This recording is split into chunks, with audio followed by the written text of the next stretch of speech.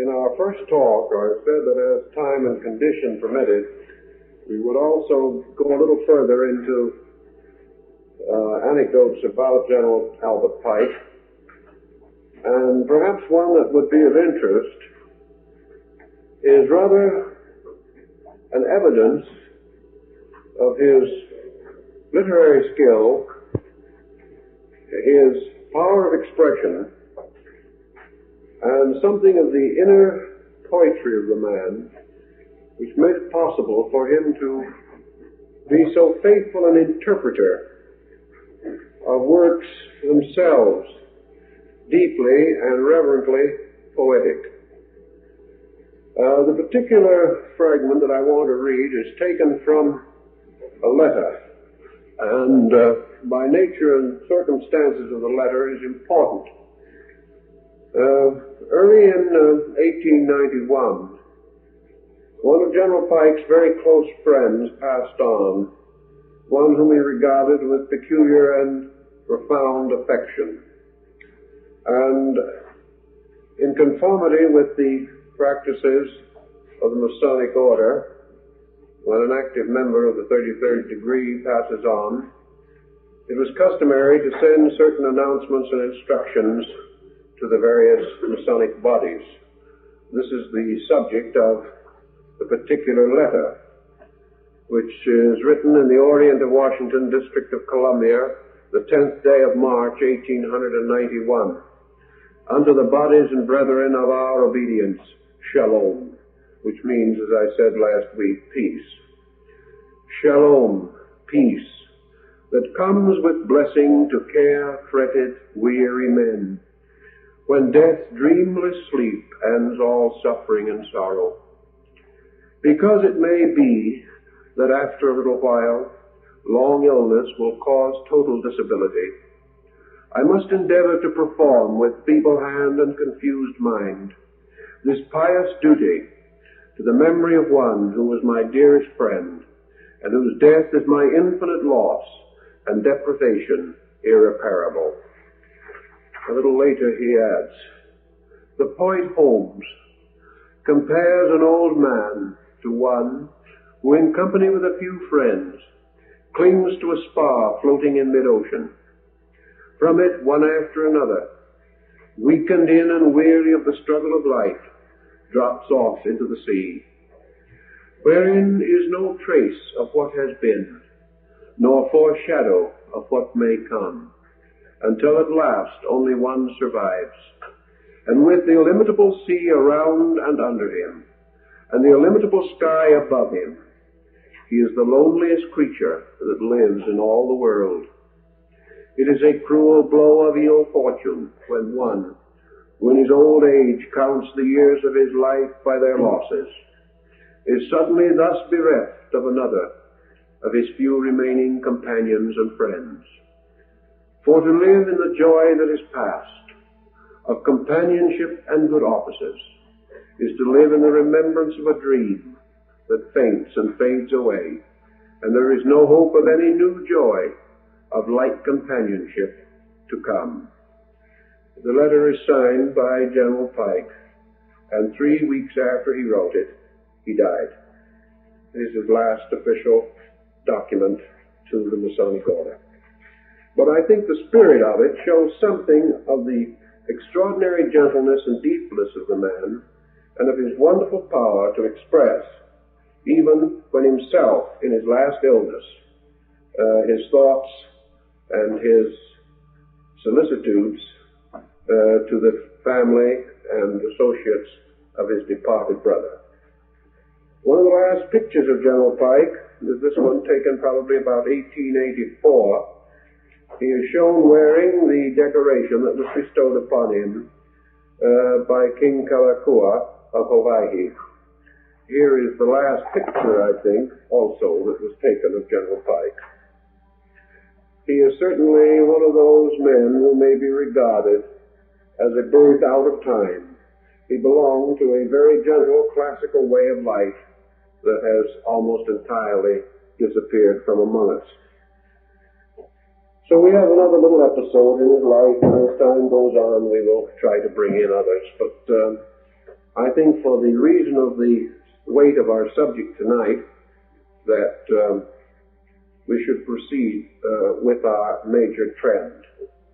Many friends and those interested are aware that Freemasonry contains certain symbolic teachings and ideas, and that in particular the Scottish degrees, so named for some peculiar reason because they originated in France, this particular group of degrees is involved in a long and panoramic analysis and study of the great symbolisms and teachings of the world, in an effort, so to say, to restore in the mind of the beholder something of the long and wonderful tradition of human effort and human achievement. We have already said that General Pike was one of the earliest American students of the Zen language, and also a great student of Sanskrit. Early in his researches, he came to certain conclusions about the origin of Indian culture, and he was deeply and strongly influenced by the Zarathustrian religion. Because of this deep interest, fragments from his researches are to be found in the liturgies and legendas of the rites. And in every instance, they are treated with the greatest dignity and solemnity. He was one of the early scholars who, in the study of Indic tradition, was deeply impressed by the importance of the early Iranian contribution to the great flowering of Indian culture. And I think the fact that he made his own translations of the Zend-Avesta and many other of the Persian sacred and classical writings, and also an original translation of most of the Mahabharata and the Institutes of Manu, that we see he was a serious person, and that his vision in this matter should be as advanced and contemporary as it is rather surprising when we realize that in his day there was very little work in this field in the United States. Yet the book with which we are concerned, and from which we will make a few quotations to show the spirit of his researches, was first published in 1871, so that we realize that he was quite a pioneer in this particular field.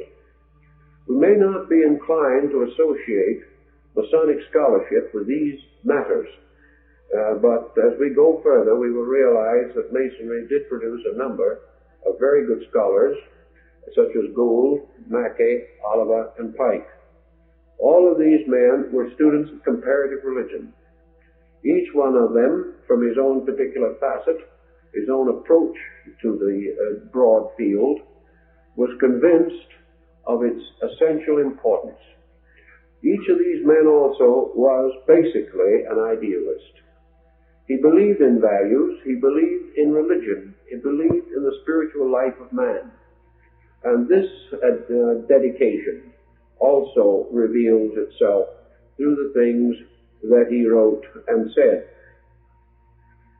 Now, it is impossible in a manner which is entirely satisfactory in as brief a survey as we can make of the general pattern, to involve ourselves in all of the bypaths into which the general traveled and explored along his way of thought. I've noticed that in 4 or 5 pages, for example, he will make fairly elaborate references to 7 or 8 different religious systems with certain specific details. This becomes a little too complicated for our present purpose, so that it will be necessary to try to find out certain of his basic opinions and teachings and feelings on this important subject.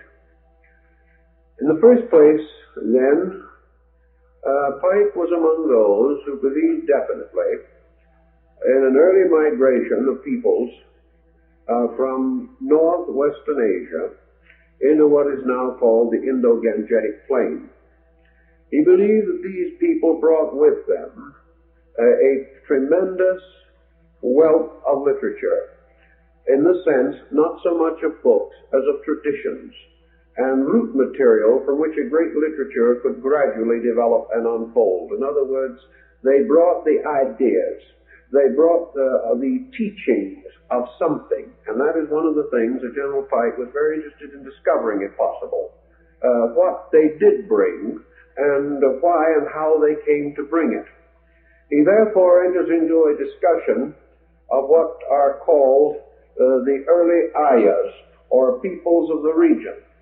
And Pike comes to the conclusion that the term Arya, meaning apparently the selected, or the anointed, or the set apart, or the placed in some unique and holy condition for things to come, that this term was not strictly applicable to a race, and that we have therefore made a certain mistake, he feels. I am speaking from his point of view, that we have made a mistake in assuming that the fact that these people were called the Aryas makes it follow inevitably that they were exclusively what we call Aryan Hindus.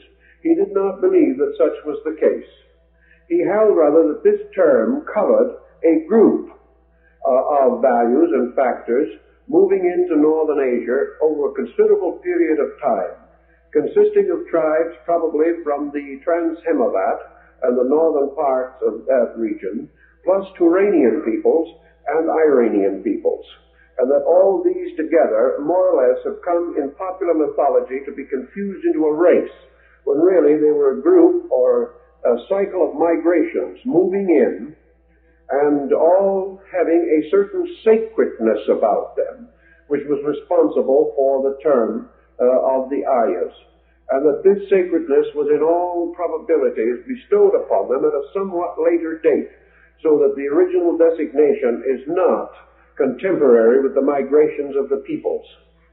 This brings another interesting point, which he feels has a bearing upon our situation.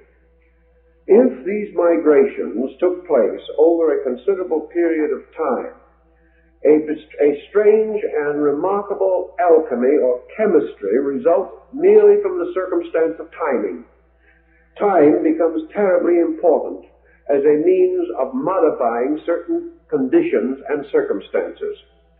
A people, for example, moving from one area into another in ancient times, carried practically their entire culture with them. Once they had made a long migration, it was unlikely they would ever return to the original place. It was unlikely that they would even make any effort to communicate with it, because they carried with them their own total life. Thus they would center into a new locality, perhaps climatically different, inhabited probably, as in the case of India, by earlier peoples, still functioning, particularly the Dravidian culture. And these people settling and remaining for a length of time and becoming accustomed to and acclimated to a certain region, gradually modified their own culture through contact with other peoples and with the gradual disappearance of their own immediate contact with earlier heritage. Thus they became a comparatively new people in a new area. But they also contained within their tribal tradition and national existence the roots of their beginnings and the great mythologies, legends, and convictions which moved them.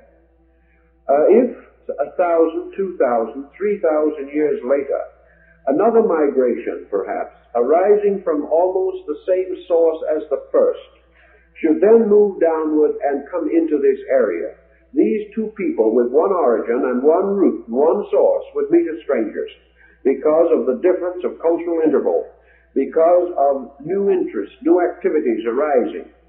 And these would no longer recognize their kinship with each other. The new peoples would have made certain modifications in their beliefs, in their doctrines, in their ideas, and might very well have been somewhat influenced by the tribes and groups into whose environment they came. Gradually, therefore, from similar sources or from almost identical beginnings, through waves of migration, strong cultural differences could come into existence, gain certain authority and validity, and result in distantly related peoples meeting as total strangers, even though perhaps in their origin such was not the case. Pike is then concerned a little bit with what these people brought and why it was to play so important a part in the cultural life of our race. Why was not the heritage from somewhere else more important? How did it happen that so many great streams of doctrine have come into existence and died? And why is it that one with a very strange and remote background should have become so extremely powerful and had such a lasting and enduring existence? General Pike in Morals and Dogma also points out that we have little, if any, appreciation of the actual magnitude of the influence that began in the Trans-Himavad, that it represents far more than we will perhaps ever be able to recognize, that it not only influenced Asia and the Near East, but has influenced practically every culture on the face of the earth, that it continued to migrate and move, changing words and names, but not necessarily losing philological identities, because underneath various words and terms in Germanic, in Slavic, even in the Latin and Greek languages, in the Hebrew, and in the dialects of the North, Central, and South American Indians, we find definite kinships with the root words and root ideas of Northern Asia. Therefore, we can say with reasonable certainty in his thinking that there is practically no religion, no philosophy, and no science known to man which has not in some way been strengthened, encouraged, motivated, propelled forward, enriched by this original power that came from North Asia. Recognizing, therefore, that Asia seems to have conferred an impulse upon the whole world, Pike comes to the inevitable conclusion that there was something profoundly important, something undeniably forceful, something which man himself simply refused to permit to die. Man refused to depart from it. And by another strange and amazing circumstance, man was never able to outgrow it. He was never able to find that he could cast it aside as something no longer vital, necessary, or useful to him. Although Pike did not live in the days of Freud, Adler, and Jung, he did experiment with the psychological factor in thinking. He became convinced, therefore, that the great stream, which in some places he, with some apology, simply calls together the Vedas, that this great stream undoubtedly flows not only through the world, as he says, like the 7 sacred rivers of the Punjab. He also says that it flows through the living fabric of human consciousness. That in some way, this ancient lore, this old doctrine, arose from some extraordinary degree of integrity within man. That man, therefore, comes back to it when he is at his best, and departs from it only when he is at his worst. That in some mysterious way, when securities, prosperities, and indifferences dominate him, he forgets the law. But in his emergency, he returns to it, and is comforted by thought which the East has put into words, but which Western man has sort of felt in his soul, that whenever virtue should fail upon the earth, the law again would come forth. That this something, therefore, is essentially part of the total psychology of man, and that no other stream of lore, no other great symbolic structure of belief has touched man so deeply, held his consciousness so firmly, or required such periodic restatement in order that man himself might keep faith with himself.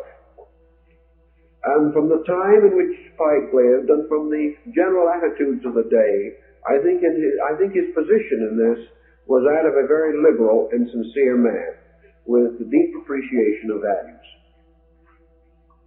Concerning the entire problem further, Pike goes back still beyond this, and he divides the concept of man concerning the origin of sacred things into two essential schools of belief. One is the belief that man is strengthened or ordained in the beginning of his existence by revelation. In other words, that at the root of the great spiritual tradition of the race, which he identifies always with this great Eastern complex of motions, that this motion began as mythology or legendary or lore would seem to sustain by the pronouncements of sacred persons whose individualities and personalities are really beyond our understanding and whose existence is so shadowy that we can scarcely delineate it. Therefore, there is the belief that certain beliefs, certain doctrines, certain systems have endurance, have inevitability and infallibility because they are revealed by God to prophets, to teachers, to messiahs, to patriarchs, and that this great motion of peoples carried with it from its root land a divine revelation apart, a revelation to which the people and their descendants continually rededicated themselves, a revelation which in good times was strong and in poor times was weak, a revelation frequently confused and corrupted, but ever rising phoenix-like from the ashes of its own dead. This concept that these things came from an independent source, from a source beyond and above man, came by way of mediators, came by way of persons who through one circumstance or another were brought like Moses or Zoroaster into the presence of the Most High and received the direct word of truth from those roots and sources which human beings normally cannot approach and nor can they fully comprehend. Then Pike points out that there is a second line of tradition that also must be given a certain amount of weight, namely that man's spiritual insight arises not from revelation, but from insight within himself, which is the root of a kind of revelation. In other words, that the human being is actually releasing through his own nature that God quality within himself, that power of internal veritable cognition by which man causes his doctrines, his philosophies, his religions, his arts, and his sciences to come forth out of himself.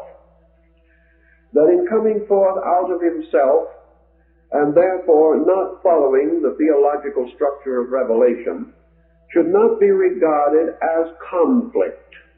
It would only be regarded as an effort to understand the working of the one supreme power at the root of existence.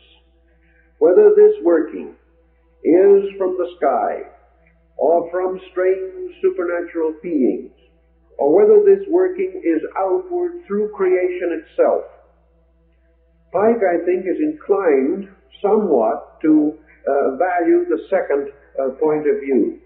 He believes that the gods working in the roots of time work not upon but through men, and that from the earliest time man's search for light was always this effort to release his own godhood, a spontaneous divine power within himself that would not and could not be repressed, and that therefore true revelation was also insight, and insight was revelation. And these two cannot be completely separated. For the internal life of man shares the eternity of all other things. And whether we regard this revelation as coming from the furthermost or from the innermost, either way we regard it, it is the same thing. Therefore, there is no need to say that insight or growth by experience is less sacred as a source of tradition or a source of valid knowledge than revelation itself. One, things are revealed to man. By the other, man reveals things through himself, and they become known to himself. This situation then led Pike to the beginning of his study of the great symbolic processes which he sensed at the root of these great teachings. Being by instinct and nature, as his rituals and his writings and his interpretations imply, a symbolist, a person who believed tremendously in the integrating and releasing power of symbolic form, Pike presented himself with this equation.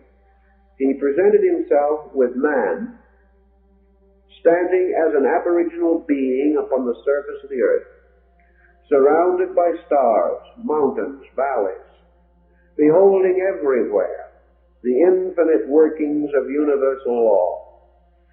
Man stood like a newborn child with eyes first opening, perceiving all things with the first natural emotion of his kind, wonder. Nothing seemed natural. Nothing seemed commonplace. Nothing was ordinary. And yet, by the very wonder of it all, and by his own childishness, nothing was extraordinary. The ordinary and the extraordinary were one. The wonderful and the real were not divided. Man contemplated the mysteries of existence without the kind of awe that we know, but with the wondering insight of childhood. He did not have the false indication or inclination to bow down and venerate. Like the small child, he had only the inclination to accept, the inclination to reach out his hands to the sun, reach out his hands to the moon. Distances meant nothing to his primordial thinking. The stars were only what they seemed to be. But whatever they were wonderful. And most of all, this wonder gradually focused itself upon those things nearest to man. The wonders of the sky, of the heavens, of the seasons, the strange mysteries of existence, the storms, the lightning, and the thunders, all the mysterious flames that rose in the sky from the great blazing altar of Agni, all these things became one group of wonders. But these wonders were so superior, so aloof, so strange and universal in themselves, that man did not immediately feel the need to examine them. Perhaps he lacked the audacity of modern man, who will examine anything, whether he discovers anything reasonable or not, he will continue to examine. But man then, by nature of his own existence and by his own circumstances, began to experience other wonders. And some of these wonders that he experienced were not so wonderful. Many of them terrifying. The sky normally did not terrify him unless a great storm moved across it. But the animal terrified him. The strange gleaming eyes of night, representing some beast waiting. This terrified him. The individual was also perturbed and concerned by certain things that he beheld happening to himself. He experienced the mystery of birth. He saw childhood and youth. He saw maturity and age. He saw decrepitude and death. These things came directly to himself. He experienced pain. He began to feel the pang of loss He began within his own strange, simple nature to gather up heaps of stones or pebbles or shells or bright rocks and say, these are mine. Then somebody else would take them away from him. And slowly, the wonders of the heavens remained a strange palace of gods beyond, but the wonders of the earth became a source of concern, a certain fretfulness, a certain disillusionment. Man began to sense that in this great world of wonders, he was curiously and strangely weak, that he seemed separate from great things and bound to small ones, that he had to fight the problems of hunger and shelter, and he had to grope his way to the mystery of fire. He had to learn to defend himself. He had to learn so many lessons that little by little a division took place in his psychology, in his thinking. He divided life into two things, what we might term theoretical and practical. There was no division, actually, but theoretical things were grandeurs that did not directly touch him. Practical things were infirmities that he had to face every day. And in spite of everything, we see it in children growing around us. This division takes place.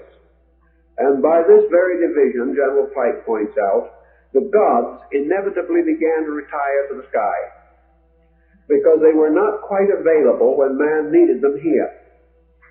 The gods, the greatnesses, the great powers became less and less immediately accessible to man. He did try to recognize their values and their powers, but still, in spite of all his offerings, in spite of all his prayers, in spite of all his acceptances and his rejections, life came and life went. Over these strange inevitables, therefore, it seemed that even the gods had not control. And the believer and the unbeliever came finally to the common grave. Out of these situations, these modifications, another important factor seemed to arise in the early consciousness of these ancestral peoples, and that particularly had to do with the linking of heaven and earth. And in the early linking of heaven and earth, man, not yet thoroughly aware of value, inclined like the primitive American aborigine of the poem to see God in fire and hear him in the winds,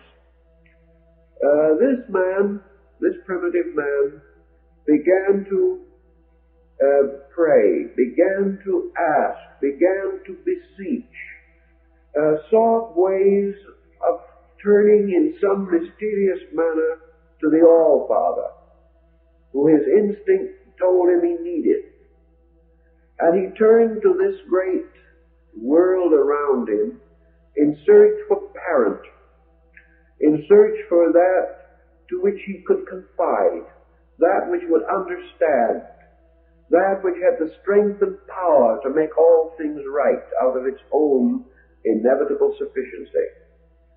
And out of the contemplation of stars and planets and rivers and seas, and out of man's common need, and out of his turning his eyes from his need toward the source of his help, slowly, as General Pike tells us, the strange, dim, but inevitable image of deity arose.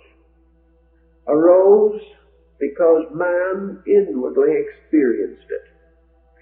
Rose because he could cast the shadow of his own dreams upon the clouds.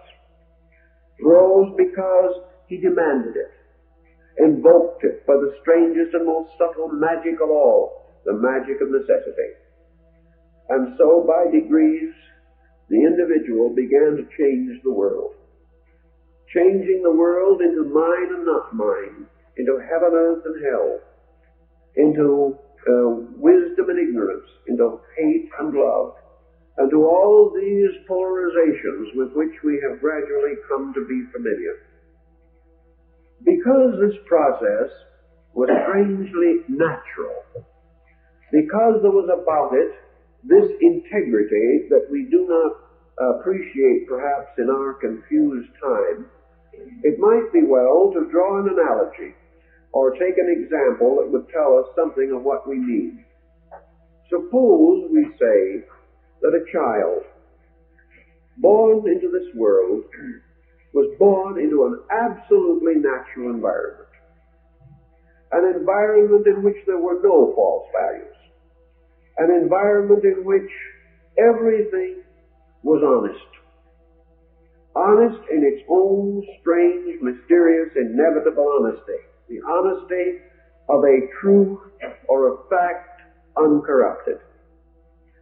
And that this child, growing up in this world of facts, in which there were no myths, no legends, and no lore, a child growing up building its life entirely out of only the sense of its internal need, and perhaps the very dim and distant paternal help of a great believing parent who led that child only in gentle ways. If such a child, so brought up, so given opportunity, its life not deranged or disarranged in any way by the prejudices and intemperances of a highly complicated society, this child might grow up to be an honest person. It's quite conceivable that this child would have that kind of a beginning that psychologists like to talk about, as that wonderful normal background.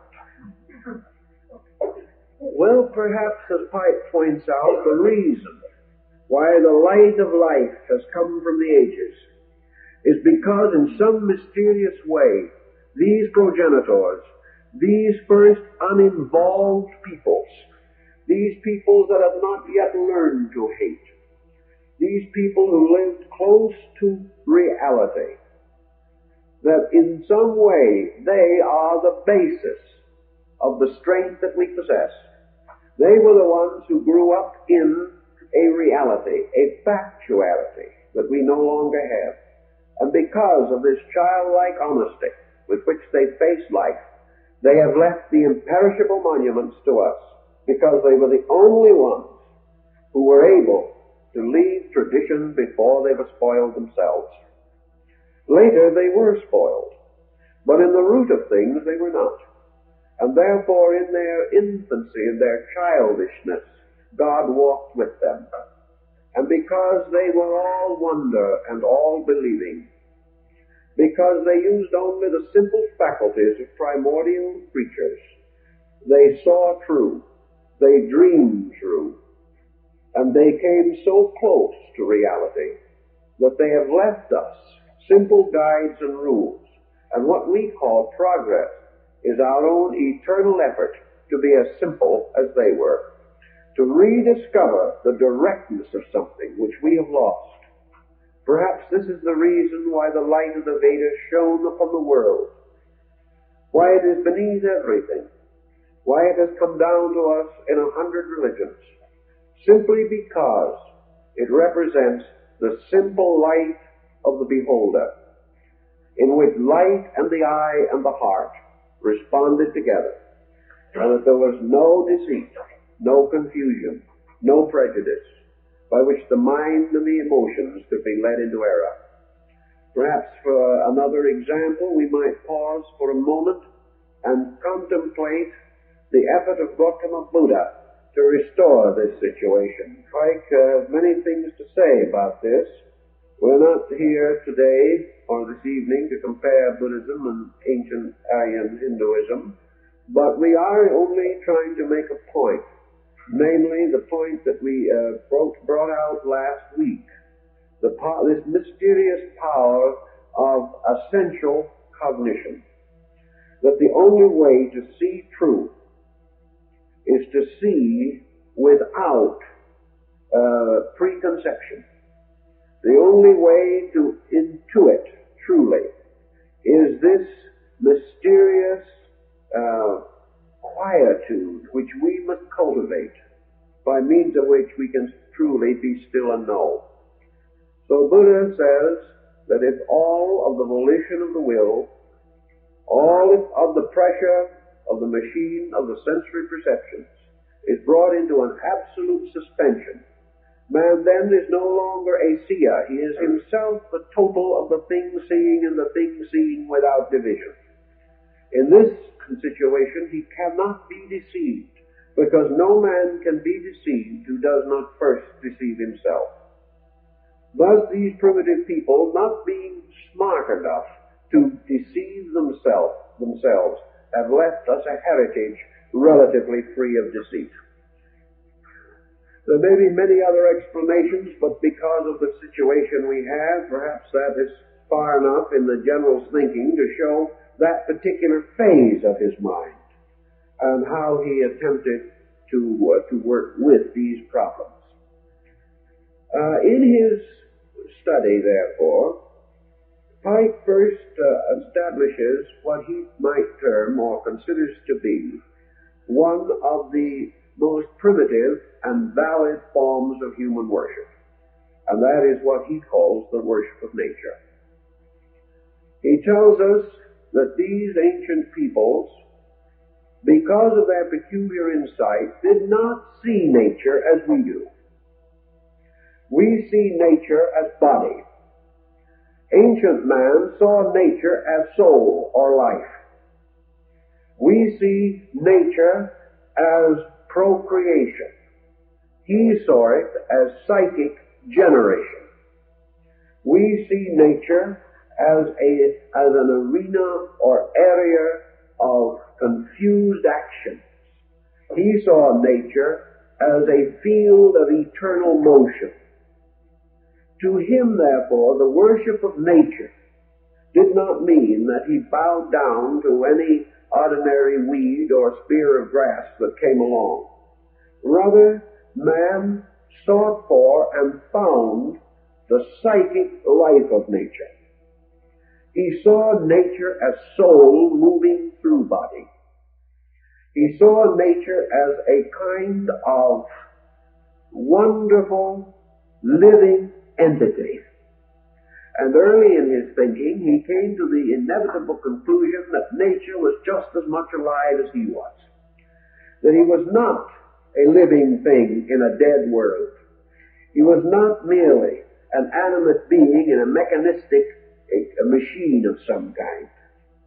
It never occurred to ancient man that the bear or the lion or the bird had any different basic attitudes upon life from his own. Therefore, in many instances, we find among these people the tendency to create legends and lore in which they humanize animals, even as Aesop did much later, and still later Fontaine. And therefore we assume, for instance, we know the North American Indian of our Northwest, up around the Vancouver area. When he went hunting in the woods, he talked to the bear. When the Indian of the plain killed a buffalo, he made a ceremony, smoked the pipe of peace to the soul of the buffalo, sat down and talked with it, just as you would with another person, explaining that he was not out hunting because he wanted to kill something, but because he had to live. And therefore, that he really sincerely hoped that his need would be understood. And sometime, if by transmigration he should become a buffalo, he would be perfectly willing to let a hunter kill him for the same reason. They had a really heart-to-heart talk about this thing, because it did not occur to this man that the world was different from himself. He did not believe that trees could not understand. He did not believe that rocks were dumb. Like Pythagoras, he spoke to the river, and the stream answered him. Ancient man lived, therefore, in a world of life, not in a world of death. He lived in a world in which he beheld around him all kinds of differentiated life. He beheld also within himself faculties and powers in which many attributes seemed to be united and brought together in his own more complex personality. At first, however, of course, this was not particularly meaningful to him. But the main point we wish to bring to attention is this concept of nature worship, that man found the objects of his adoration in the processes around him. He found many reasons to gradually transform his wonder into veneration. He began to venerate those things which seemed to him good. He began to fear those things which seemed to have some evil implication to himself. And out of this process of nature, and from his own perspective, he came to the inevitable conclusion that some things were better for him than other things, that some things seemed to serve him, others to offend him. And out of this, in turn, came a rudimentary concept of good and bad. And this projected against the great starlit sky of night, it also resulted in the gradual recognition of the suras and asuras, the gods and demons, the great good spirits and the evil spirits. And just as in his own world there was the conflict of good and evil, so war began in heaven. And all the different problems that he faced, he saw parallels for in the world around him. Gradually his unfolding faculties, investigating things, to point out one of the ancient adages, that the more he saw, the more completely he became frightened. While he accepted without question, he was at peace. The moment he questioned, he found proof for questioning. Whatever he looked for, he found. And in this seeking and finding, good and bad, simple doctrines and simple ideas gradually became more and more involved, until out of them the ages have produced most complicated theological systems. Primitive man, Pike tells us without reservation, as we have said, regarded the world as alive. Plato refers to it as the holy animal crawling through the sky. Ancient peoples, some felt that the world was a great turtle. Others that it was an elephant standing on a turtle's back. But whatever they thought it was alive. It was the body of a great being. This great being was, in a way, the composite symbol extended from themselves. And this great being, which was the world, became gradually also the visible symbol of the invisible power of God. And as man is a soul in a body, so God is a soul in a world. And that this world soul, therefore, like the human soul, sustained and supported this body. Man beheld himself growing and failing. He saw youth and age, and he therefore contemplated the great procession of the ages. He contemplated the birth and death of worlds. He applied all these ideas of his own experience to the universe, and out of his own experiencing, he fashioned by degrees the ideas that were to be great and wonderful to him. And in the course of his time, and in the way he lived, the universe divided into really three parts. One part was heaven, the great vault of Indra, the sky, the great being whose body was filled with countless eyes. This tremendous and wonderful God, the God of the firmament, the God that was the ancient God, like the Shanti of China, the old one. And in the course of his time, just as this God slowly disappeared under the conditioning attributes of man's own investigation, so little by little, the great old God, though not forgotten, though not denied, passed generally out of our common apprehension. It was no longer enough that simply the great sky God was there. This deity began to express itself through its progeny, through specialized and specific attributes, qualities, and appearances rising out of itself. And just as in most religions a Messiah has gradually taken the place of the original deity, so somewhere along the path of this great migration of peoples, the great old God sort of retired, gained new interpretations, was given new appearances, was fitted into other faiths, many of his attributes remaining, but the one attribute which he originally possessed was gone, and that was totality. Instead of totality, man recognizing that unity is never divided, but that division takes place within it, in the process of division, man loses sight of the unity. Therefore, it was, according to Pike, at a very ancient time, it is said that the great God became more or less a martyr, was disfigured, took upon himself sackcloth and ashes, concealed himself in the body of the world, and was then known only from his appearances in the world. And as Uranus, the great god of the Greeks, was defamed, injured, afflicted, mutilated by those who sought to steal his empire, so the great father deity of the Aryas was gradually obscured until he appears again only as the eternal penitent, the eternal mendicant, the one who must bear the burden, the sin, and the misery of all things. Then in his own place come forth the things out of himself, and they take dominion over him. For once in the great Nordic land there was a one-eyed giant by the name of Ymir. This great giant ruled alone and forever in Gunungagat, the great gap in space. And then there came forth from the body of this great giant its own offspring or progeny, and they turned upon it and slew it, and from it they made the world. Now this, in a sense, is something that Pike feels sure that this particular story originated in Asia. He feels so because to him it is the perfect explanation of the peculiar situation in which the Hindu deity Brahma has become involved in the course of time.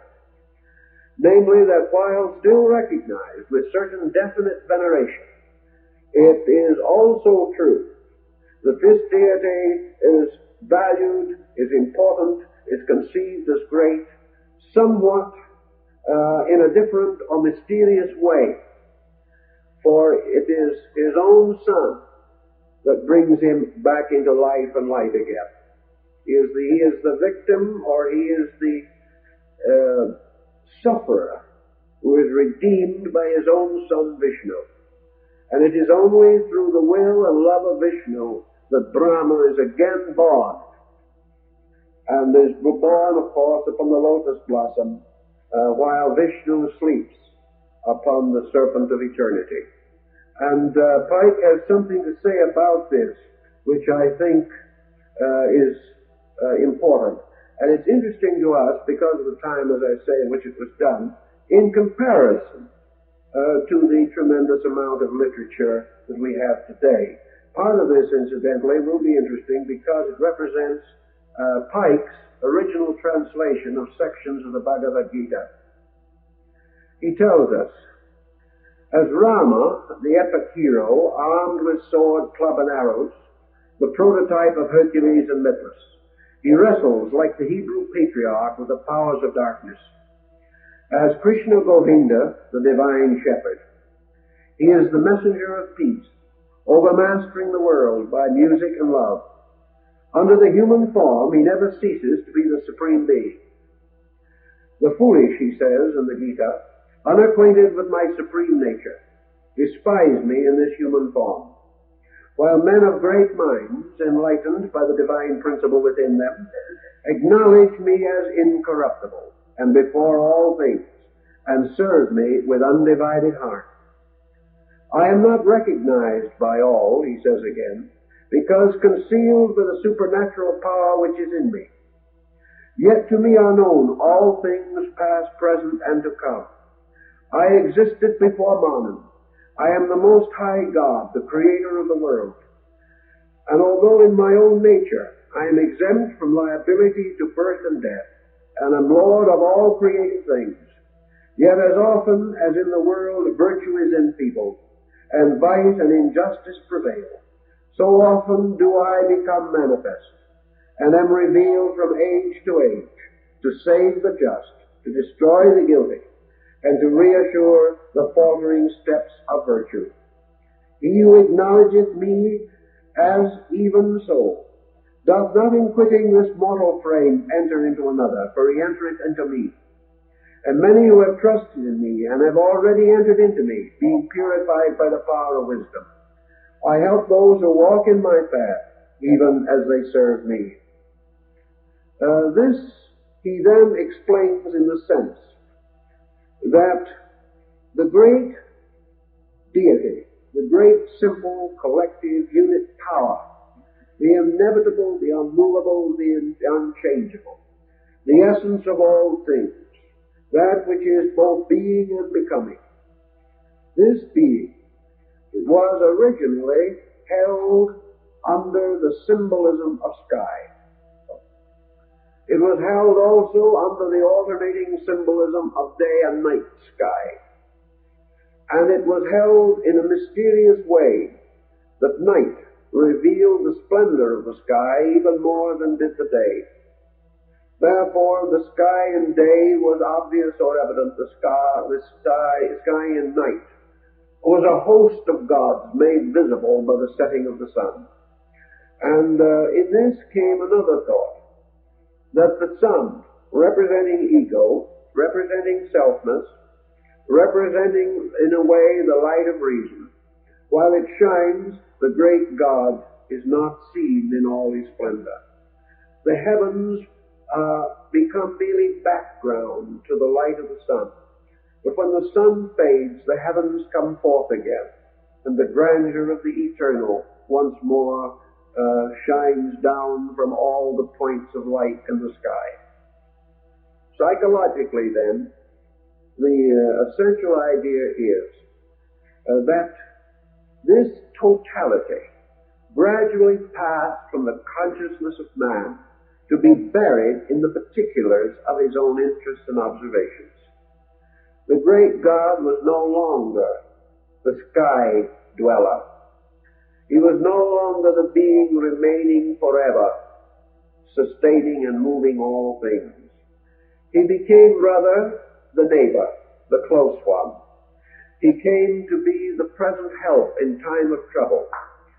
His powers were invoked by men, and this deity was believed to be able to answer all of these prayers, and from his great celestial universality could descend even to nourishing the particular and peculiar desires of mortals.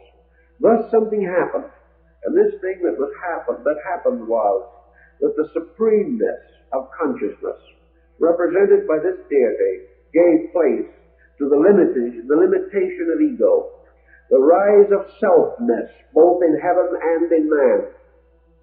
And the selfness in man resulted in the emergence of the self-hero in heaven. The rise of individuality, individualized deity, as far as human experience was concerned. This again became a very important factor in the gradual rise of systems. Now, another point that Pike makes a great deal of is the emergence at a comparatively early time of groups, classes, or peoples. Not only in the term of a great migration, but in the term of the common life of man.